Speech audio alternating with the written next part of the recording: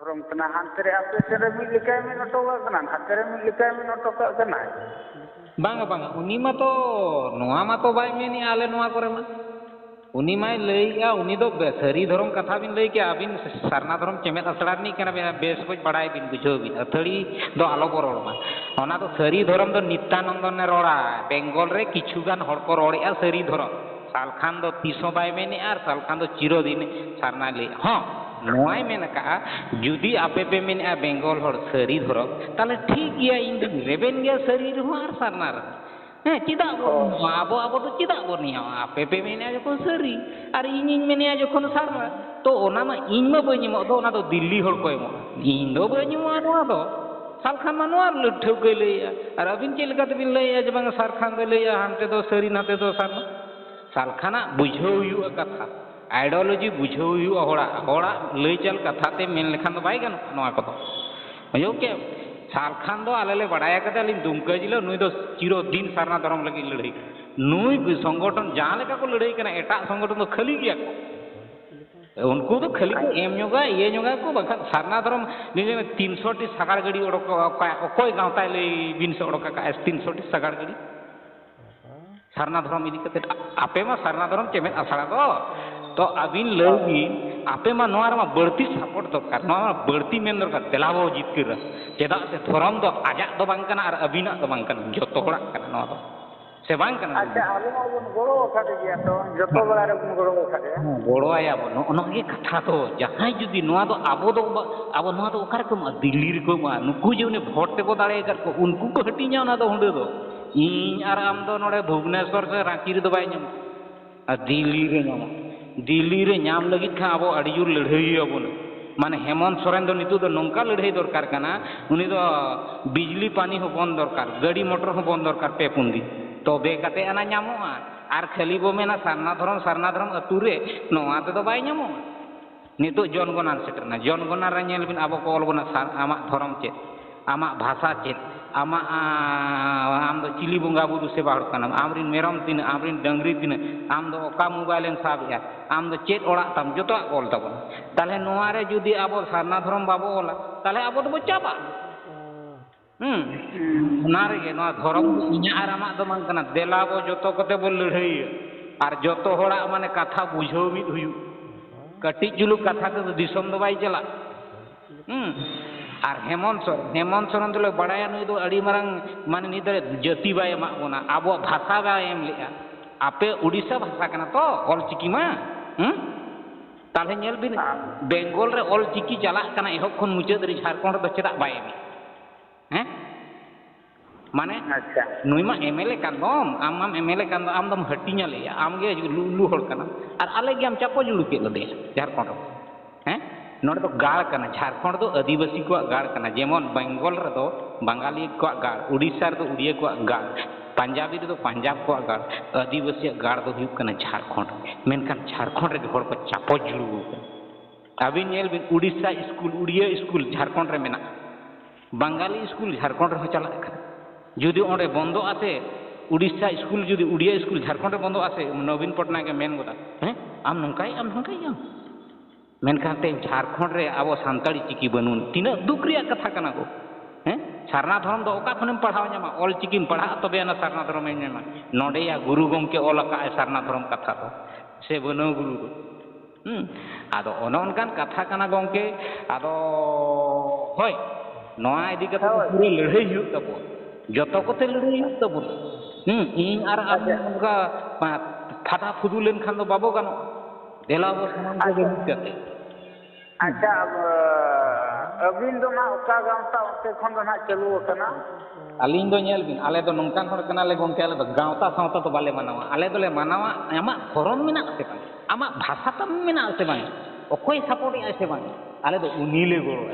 आले दो जाति धर्म को दो बाले नेला इनी बंचा कना से बांग इnya भाषा कथा रोड़े आसे बांग इnya भाषा कथा रोड़े आसे बांग इnya धर्म कथा रोड़े आसे बांग और ओकारे रोड़े आय जहां रे ñamoa ओंडे रोड़ दरकार आमेम मेना जुदी सारना धर्म ना भुवनेश्वर रे रोड़ा ओनका को बाय कना दिल्ली रे रोड़ हुई बना लगी ओनकान हड़ गेले गोड़वाई आले दो अखोय संगठन रे बाले गोड़ आले दो जहां संगठन आले गोड़ो आले बांचाव लिया ᱟᱞᱮᱭᱟᱜ ᱠᱟᱛᱷᱟᱭ ᱨᱚᱲᱟ ᱤᱧᱟᱹᱜ ᱠᱟᱛᱷᱟᱭ ᱨᱚᱲᱟ ᱡᱮ ᱮ ᱵᱟᱹᱵᱩ ᱫᱷᱚᱨᱚᱢ ᱫᱮᱭᱟ ᱫᱚᱨᱠᱟর এ বাবু ভাষা দেয়া দরকার এ বাবু ভাষা দেয়া দরকার সিএনটি এসপিটি কানুন দরকার নোয়া কো যদি জাহাই হড় বাই রড়া উনি তো বালে গড়ায়া জাহাই সংগঠন গে হুম আর ওনা আতু টলার রোড দো চিকে গানো গো হানে দিল্লি রে কো ওনা লাগি দো ওঁডে মেনা হড় দো ওঁডে মেন ওঁডে রোড হি হুম ইনা তা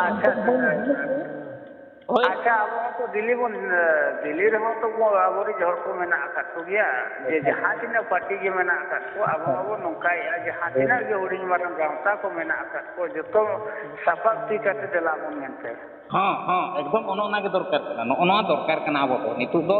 जहां गे आबोरेन एमएलए एमपी मिना को नुकु हुड़को को बाबू आले कथा रोड में आर बका अतु बाले बोलो होचो आम दो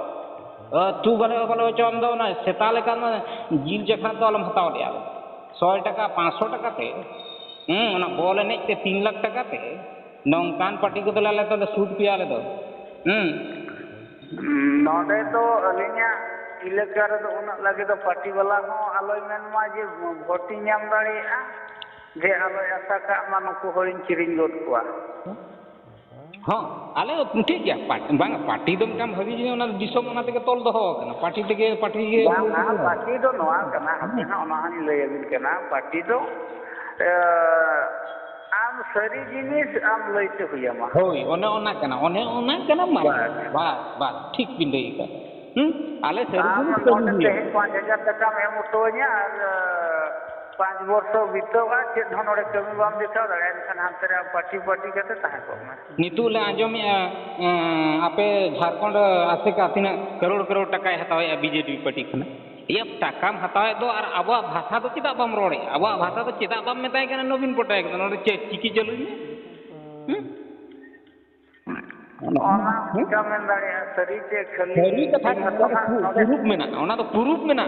आसेकार तिरिंग आसेकार रायरमपुर आसेकार टाका हताव किया ना तो प्रूफ मेना सबूत के साथ दिखाव दाड़े ओना तो जदी हताव का ओका माध्यम से हताव का टिका मेन दाड़े अबे भाई ठीक गया भाई हताव या तो आम दो भाषा रे चिदा बाम रोड़िया आमे आसेका कांदम गुरु गंकी ये कांदम हपन कांदम बांगा आसेका हो अडी जोर गे छुटो कनाय माने बाय थिर कना उनी तो बांगा चीर दो चेद सबूत में बाई नामा कांदो चिकी लगी ते चिदा बामा दौड़ेजा बार हड़ चिदा बाम बो का चिदा बाम में भेने को बांगा उनी दो दाना हकत गया नोडे कम से कम नय नाम 6 मास भीतर गे बार पे धाव गाने हेदिनाय पेपर करे ये करे मा बाले नेली आंदोड़ मा भुवनेश्वर मा हड़मा बाम इदी को नवीन पटनायक बाम घेराव कना नितो तो भाषा इदी कते तो स्टेट रेन सरकार को कमिया दिल्ली रे तो को एम का कोना नितो तो नवीन को धड़काया आपे रे नुको चिली को सुदम मराडी को चिली को तो पेहना को नुकु मेता को पे ना बाबू आम नोआ इदी कते भाषा में लगू हुचोया से बांगा आर बाखा अतु अलम हुजी बांगा दुगा माटी को बांगा ओडे तो बार पे धावन चलावा खान गया हां चलाव बाको कमिया से नुकु अतु अलम पे बोलो जा ओना तो बन मेना का को गया ओना तो जतो जहां तिना के पार्टी मेना का तबे माने जे एम लेका हरिन किरिंग को डंगरी जिल सुकरी जिल ते इन समय नौकान हड़ तो आले तो लड़ी से को अन हाते तो हासाम अखरिन जामशेदपुर हड़ को लगा होचो कना ये हड़ को लगा होचो तने नेल से गोट टंडी को हताव या ये कसीदी गोट टंडी जामशेदपुर होय अलिन आले तो सरी कथा ले नेला एकदम मानगोरिन हड़ को लगा कना आर उनी ये चिली उनी मई से हेमंत सोरेनी सोनाली हेमब्रम से चिली सोरेन उनी तो चेद रायरम दाड़ा चला आमा जगह रे बाम बांचाव दाड़िया को ना होड़ हाड़े रायरमपुर बांचाव चलाव का से होड़ बोकाम में अच्छा उनते दो एनखाना सरना धर्म के चलू कना तो गंके नेल होड़ नेल बिन जहां रे को नेला ओडे हो जनसंख्या को नेला से माने सरना धर्म रे तीन हड़ मेना को आर सरी धर्म रे तीन हड़ को ओडे जहां धर्म दिन ढेर हड़ को उनको कथाय मानावा से इन आर आमा दो बाय मानाव बतावा सरी रे दो तीन गान मेना को बार गांडा गान मेना पाले बोले बोले होय बार गांडा गान 2011 जनगणना रे तीन को लकना सरना धर्म 11 लाख माने 50 लाख हड़ को लकना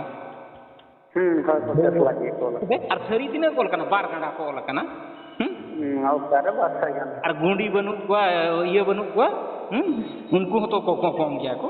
अच्छा निकिया नंदो जहां मेन सारी धर्म नवा इदी कते तो अबिन दिन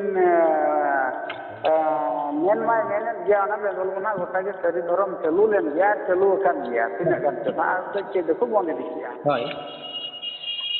आदो जहां बेंकुंडी झारगेरा बेंकुंडी इंदिरा मैदान जहां रेजुलेशन को पास लिया आदिवासी जाति लगी हां महामहिम नवा तुमा अभी अभी नेल कर लिया हां नेल कर गया ले तो आदो ओना रे उनिया हो सिग्नेचर मेना सरना धर्म मेनते गे होय आदो उन जो जहां बिदु चंदन बोंगा हुआ झारगेराम रे होय आदो ओंडे दो उनी दो माने बोंगा कोरे को समा उतल दिया माने तो मागिया में